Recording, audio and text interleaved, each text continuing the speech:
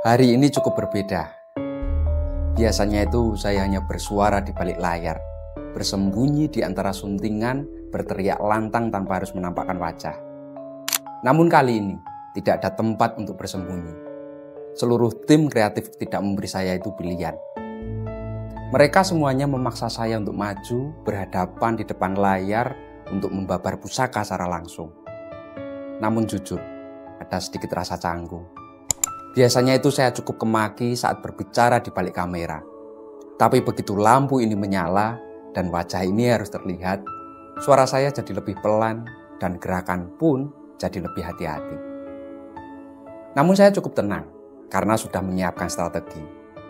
Tim editor sudah saya instruksikan, kalau ada momen yang kurang membuat saya berwibawa, potong saja. Begitulah kompromi saya dengan diri sendiri. Sebenarnya bukan hanya tim Palu Gada 444 saja yang menuntut saya untuk tampil. Banyak juga dari dulur-dulur yang selama ini setia, menyimak, bahkan mendukung dan terus mendorong saya untuk berani maju. Terima kasih. Hari ini saya lunasi permintaan itu. Kami hadir untuk panjenengan semuanya, tapi tentu saja saya juga meminta panjenengan semuanya untuk terus istiqomah mendukung kami, karena setiap komentar yang panjenengan tuliskan di sini itu bagi kami adalah sebuah kemesraan, khususnya dalam rangka membangkitkan semangat budaya di bidang Tosan Aji dan sebangsanya.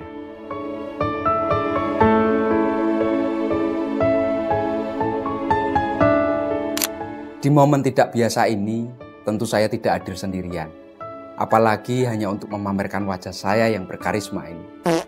Tentu panjenengan pasti muak kalau hanya melihat saya. Dan hari ini saya hadir membawa pusaka yang cukup istimewa. Barangkali ini adalah pusaka yang mungkin selama ini panjenengan cari. Lantas seperti apa untuk perecengan dan kesejarahannya? Panjenengan jangan kemana-mana. Dari Karanganyar Tentram, kami kabarkan.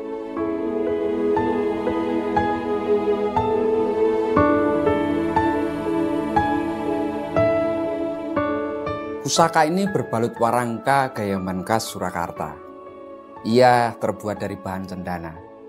Salah satu bahan warangka yang menjadi primadona dan menempati strata tinggi dalam dunia perkerisan, khususnya itu di Surakarta. Setiap detail warangka ini digarap dengan presisi yang begitu luar biasa. Dari pecetannya, dari ricangkring, bidaan, hingga keruingan. Semuanya menunjukkan ketelitian dan rasa seni yang begitu luar biasa tinggi.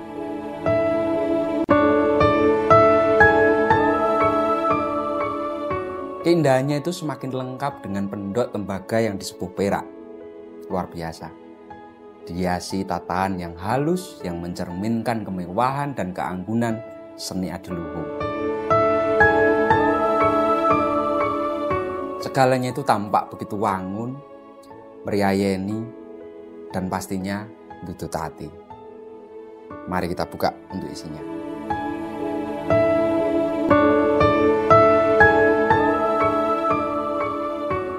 Pusaka Dapur Jalak Tilam Sari, Pamor Segoro Muncar, Tangguh Pakubuwono keempat, Yasan Empu Brojogono II. Membahas soal keris memang tidak lepas dari kesejarahannya, karena di setiap wilayahnya itu terpatri perjalanan yang begitu panjang sebuah peradaban. Untuk itu sebelum kita membahas lebih dalam untuk pusaka ini, saya ingin mengajak panjenengan kembali ke masa lalu. Sebuah masa ketika Kasunanan Surakarta dan Kasultanan Yogyakarta hampir bersatu kembali selepas perjanjian Giyanti. Semuanya berpusat pada satu tokoh, yakni Sri Susuhunan Pakubuwono keempat, atau yang lebih dikenal dengan julukan Sunan Bagus. Beliau adalah raja ketiga dari Surakarta, memerintah dari tahun 1788 hingga tahun 1820. Dilahirkan dengan nama Raden Masubadya, putra Pakubuwono III dari Permaisuri Gusti Kanjeng Ratu Kencana, keturunan langsung dari Sultan Demak. Beliau itu naik tahta di usia 20 tahun, terlalu muda untuk menanggung beban kerajaan yang begitu luar biasa besar. Namun justru dari kemudaan itu, lahir sebuah ambisi yang begitu besar dan luar biasa. Pakubuwono yang keempat ini adalah seorang raja yang sangat sekali taat dengan agama. Beliau mengangkat banyak ulama dalam pemerintahannya. Hal ini menjadi sebuah langkah yang ditentang keras oleh elit istana yang sudah lama tenggelam dalam mistisisme. Namun yang membuatnya lebih dikenal dalam sejarah bukan hanya itu, melainkan mimpi besarnya untuk menyatukan kembali Wangsa Mataram. Dan inilah awal dari pertarungan yang beliau hadapi. Ambisinya itu membuat VOC itu cemas dan sangat waspada. Mereka tidak tinggal diam. Aliansi pun segera dibentuk. Hamengkubuwono I dan Mangkunegara I yang lebih dikenal sebagai Raden Mas Said bersekutu dengan VOC untuk menghadang langkah Pakubuwono keempat. Puncaknya itu pada November pada tahun 1790. Keraton Surakarta dikepung dari 3 arah. Tekanan kala itu begitu besar dan akhirnya Pakubuwono keempat pun tak punya pilihan kecuali menyerah. Namun menyerah bukan berarti menyerah sepenuhnya. Raja muda ini terus mencari celah. Ia melihat peluang dalam konflik antara Inggris dan Kesultanan Yogyakarta. Saat Thomas Stamford Raffles ingin menggulingkan Hamengkubuwono II pada peristiwa Geger Sepoi, Pakubuwono keempat mencoba bermain dalam pusaran kekuasaan itu. Nah, itu menarik sekali. Namun sejarah mencatat, strateginya itu gagal. Hamengkubuwono II itu jatuh di tangan Inggris dan dibuang ke Pulau Penang. Sementara Surakarta itu hampir ikut tersapu badai. Hanya karena pertimbangan politik, Raffles akhirnya memberi pengampunan kepada Pakubuwono keempat. Dari sepanjang sejarah peristiwa ini, kita bisa melihat satu hal, bahwa Pakubuwono keempat tidak kekurangan tekad. Ia mungkin kalah dalam realitas, tapi semangatnya untuk menyatukan Mataram tetap menyala hingga akhir hayatnya.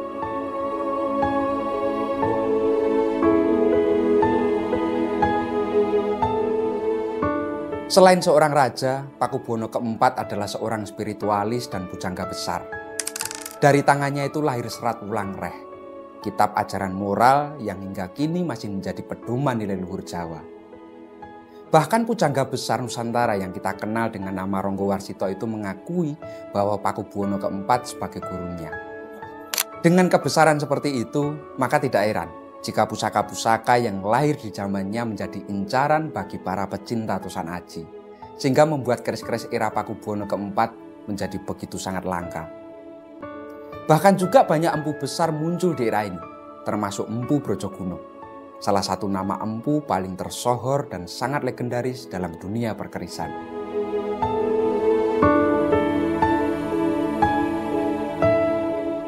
Dalam dunia Tosan Aji, ilmu tangguh adalah sebuah pendekatan untuk menilai periode masa pembuatan keris berdasarkan bentuk, fisik, ciri khas garap, serta bentuk materialnya. Sekarang mari kita bahas tentang pusaka karya Empu Brojogono II ini.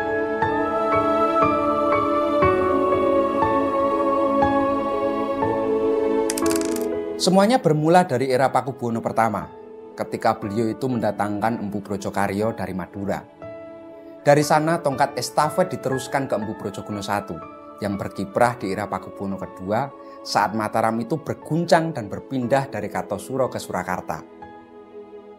Garis keturunan ini terus berlanjut hingga Brojogono II, Brojogono III, dan seterusnya hingga sampai zaman Pakubuwono ke-10. Ciri khas dari keris Brojogono itu sangat jelas. Ia dibuat dengan gligir sapi, yang otomatis ukuran bilah dan gonjonya itu dibuat relatif lebih tebal daripada keris-keris yang biasanya. Sedangkan di masa Brojogono I, keris buatannya itu masih agak kaku sebetulnya, dengan kualitas pamor itu agak kusam. Kemudian di masa Brojogono II, keris itu terlihat lebih indah namun masih mengedepankan pola garap. Untuk Brojogono III, itu sudah mampu menciptakan keris dengan proporsi garapan dan pamor yang sangat sempurna. Hal ini ditegaskan pula oleh Basuki Teguh Yuwono, salah satu empu dan dosen keris di ISI Surakarta, bahwa Empu Brojogono melahirkan prototipe keris tangguh Surakarta yang dikenal juga dengan konsep godong puhung, atau seperti daun singkong yang mengacu pada konsep agraris tentunya. Dan keris Jalak Tilam Sari ini dengan pasikutan yang lebih gagah serta bentuknya yang begitu indah, bilahnya itu cukup gligir sapi yang cukup tebal juga, serta tetap mempertahankan konsep menggodong puhung itu khas keris Surakarta Sehingga pusaka ini begitu kuat mencerminkan karakter Brojogono yang kedua, di mana ketajaman garap masih lebih menonjol dibandingkan motif pamornya. Jalak Tilamsari sendiri itu merupakan dapur keris yang syarat dengan makna dan pesan. Jalak itu melambangkan kepala rumah tangga, yakni seseorang yang bertanggung jawab mencari nafkah dan menjaga keluarganya. Untuk tilam adalah tempat peristirahatan atau simbol ketenangan dan tempat tinggal. Sedangkan sari berarti keharuman, tentu bukan sekedar wangi secara fisik, melainkan nama yang harum di hadapan Tuhan dan sesama manusia. Empu yang menciptakan keris ini tidak hanya menempa besinya saja, tetapi juga menanamkan sebuah harapan. Harapan bahwa pemiliknya akan memiliki kehidupan yang tentram, penuh kemuliaan, dan dihormati di lingkungannya.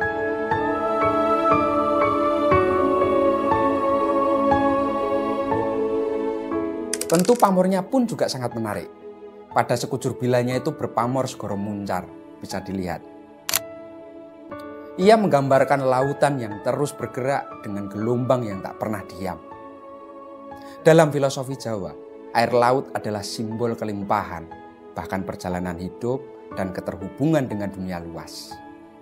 Sedangkan muncar itu berarti memancar atau meluap. Hal tersebut melambangkan sebuah energi yang terus mengalir tanpa henti. Tentu tak hanya itu. Jika kita amati lebih detail, pada wuwungan gonjo keris ini terdapat pamor yang serupa dengan motif pamor utan mas. Bisa jenengan bersani. Namanya adalah pamor sumber. Dalam kehidupan, sumber itu adalah awal dari segala sesuatu. Ia adalah titik lahirnya sebuah harapan, tempat bermulanya perjalanan, dan pangkal dari segala pencapaian. Seperti mata air yang mengalir tanpa henti, pamor sumber melambangkan keberlanjutan, kelimpahan, dan keberkahan yang tidak pernah terputus. Pamor sumber juga menjadi strata keris dalam dunia tosan aji yang luar biasa tinggi. Karena biasanya keris-keris dengan pamor gonjo sumber adalah keris-keris yang memiliki kualitas yang luar biasa bagus. Dan bahkan menjadi ageman para pembesar zaman dahulu. Sebab pamor yang terdapat pada gonjo dengan motif bulatan-bulatan seperti ini hanya bisa dibuat oleh empu yang sangat mumpuni baik pengalaman dan keahliannya. Maka tak heran jika keris ini memang diidentifikasikan sebagai karya hebat dari Empu Brojogono yang kedua. Selain itu, pada kedua sisi gonjonya juga terdapat pamor dengan motif yang sama. Pamor ini disebut dengan pamor winih. Dalam bahasa Jawa, winih itu berarti benih atau awal dari kehidupan. Harapan akan pertumbuhan juga dan sekaligus juga cikal bakal masa depan. Pamor winih ini melambangkan proses menanam, merawat, dan bahkan menuai untuk hasil dari usaha yang telah kita lakukan. Dan yang paling menarik lagi di bagian pejetannya, kita lihat sebuah motif yang sama dengan pamor udan mas, namun ukurannya itu agak lebih besar. Pamor ini namanya pamor Telogo Membleng. Ia menggambarkan sebuah danau atau telaga yang airnya itu tertahan dan tidak mengalir keluar kemana-mana. Banyak orang mampu mendapatkan rezeki yang berkelimpah, tetapi tidak semuanya itu mampu mempertahankan dan mengelolanya dengan bijak. Pamor ini adalah simbol kestabilan ekonomi, kemampuan menyimpan, serta kekuatan untuk menjaga harta agar tidak cepat habis.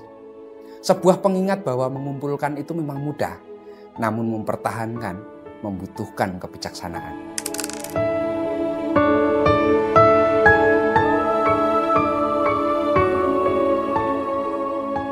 Mungkin ini kali pertama saya tampil di depan layar membabar pusaka secara langsung. Sungguh ada rasa canggung.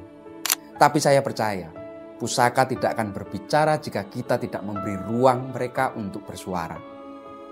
Lewat video ini, kami berupaya untuk menjembatani cerita-cerita dan nilai-nilai dari setiap pusaka di Nusantara ini. Untuk itu terus dukung channel kami, Palu Gada 444. Dan mari terus kita diskusikan setiap kisah yang bersuara melalui video ini. Sampai jumpa di babaran pusaka berikutnya. Matur nuwun dan salam tutut hati.